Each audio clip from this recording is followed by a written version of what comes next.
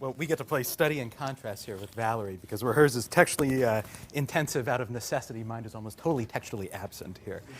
So I start with these pretty pictures here. What are the pictures? They're two portraits of the figures I've been working on for the most of the past year, David Hume and Jean-Jacques Rousseau. And the portraits are today famous because they're the visual record of a very tragic incident that happened in 1766 where the man on the left very generously and magnanimously invited the exiled man on the right to England, for which he was repaid by the paranoid Rousseau with accusations of being part of an international conspiracy.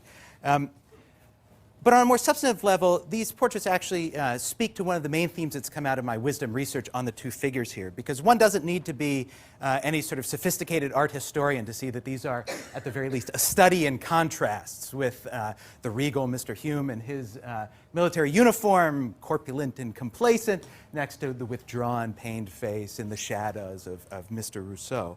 But for me, what's been interesting is the way that these two figures I began with a certain hypothesis about their uniformity, but over time have come to appreciate their diversity with regard to conceptions of wisdom in particular. So this gives something of a visual image that reinforces the real diversity that I've seen between these two figures in the course of my work in the past year. So with that, so what have I been doing? So my project began with a central question, which is, what is the relationship of wisdom to the other directed sentiments or virtues? And I embarked on the project 2 years ago with a hypothesis in mind. And that was, quite simply, that the Enlightenment's regrounding of love in sentiment was the direct result of its skepticism towards, or almost rejection of, classical wisdom or Sophia.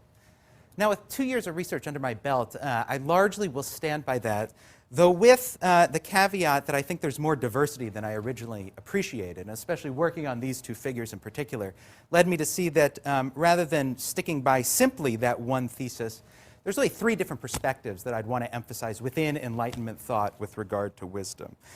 To lay those out sort of most bluntly and quickly as possible, there's three that I'd like to put on the table. So with regard to wisdom in the Enlightenment, one could look at it from three perspectives: persistence, displacement, or creation. So with regard to the persistence of wisdom, there are elements within the 18th century that want to retain classical conceptions of Sophia. And that work was the focus of my work in the first year, and I presented at last year's symposium on the wonderful article in the Encyclopédie on Sagesse, which did seek to recreate and to sustain within the 18th century a certain conception of Sophia. So I think one would have to say that the persistence of that concept and trying to harmonize that with Enlightenment is very much present. On the other hand, there are other models that work further. So one is this, and this is my work on Hume in particular, and this speaks to that second of the themes, the idea of displacement of wisdom. So over the course of the past year, I've been working on an article on Hume and his conception of wisdom, which will be ultimately part of the monograph and has just been accepted for publication at the journal Political Theory. And in that article, my principal interest is to look at Hume's conception of skepticism, and particularly the way he reads wisdom out of his tradition, and the implications that has for his attempt to save other directed sentiments. And what I'm particularly interested in is his defense of the sentiment of humanity. Hume is deeply invested. He calls humanity the only sentiment upon which a system of morals can be founded. It's a rather remarkable and huge claim, and one wants to ask what that means. Without going into the details of what he means by humanity there, what's important, I think, from the perspective of wisdom research is how he gets to defend that. An older conception that he's arguing against would look to wisdom in the Sophia sense as grounding love. For Hume, his epistemological skepticism leads to turn to certain naturalistic associative mechanisms within the mind as grounding humanity. So a move away from concepts of transcendence and a move towards these naturalistic associative mechanisms that all humans have by nature. Wisdom is not necessary for other directedness. Finally, though, coming to Rousseau, and now this is the work I've been engaged in the last 6 months and been shopping around a paper that will again become one of the core chapters. And my work on Rousseau has also come out of the seminar that I've taught. For the full year, I taught a course on love and wisdom, ancient conceptions and then modern conceptions. And the modern course of the last semester looked principally at Rousseau's Emile. And working through this with the question of wisdom in mind, I found something in this relatively familiar text that I hadn't noticed and not many people have focused on to now.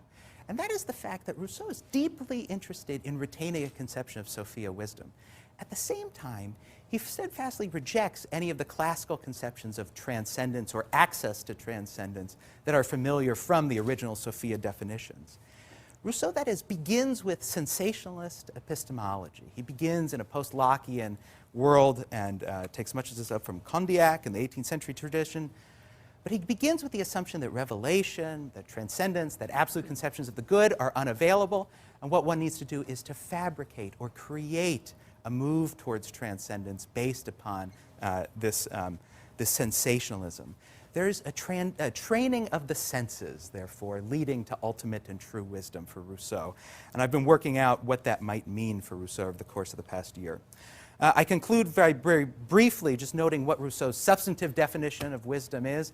I know that, again, skepticism towards substantive definitions is a sort of underlying theme here, but it's what I do, so I can't help but put it on the table. Especially, it seems to me, worth considering from wisdom researchers. Rousseau concludes the Emile with what he's been building up to by telling us, in fact, what wisdom is. What's wisdom? Quote, "The primary wisdom is to want what is, and to regulate one's heart based on its destiny." I'm sort of emboldened to read this definition, partially by Eddie's comment before. Perhaps wisdom isn't making wise choices. It's putting yourself in a position where those choices aren't, in fact, absolutely necessary to be made. And secondly, and more importantly, it turns out that Rousseau's definition of freedom is exactly the same as his definition of wisdom. And it seems to me quite striking and worth noting, and perhaps worthy of further consideration, at the risk of muddying the waters at this late stage in our own collective investigation, of asking what the relationship of wisdom, not just to human flourishing, but in fact to political freedom may in fact be. So with that, thanks.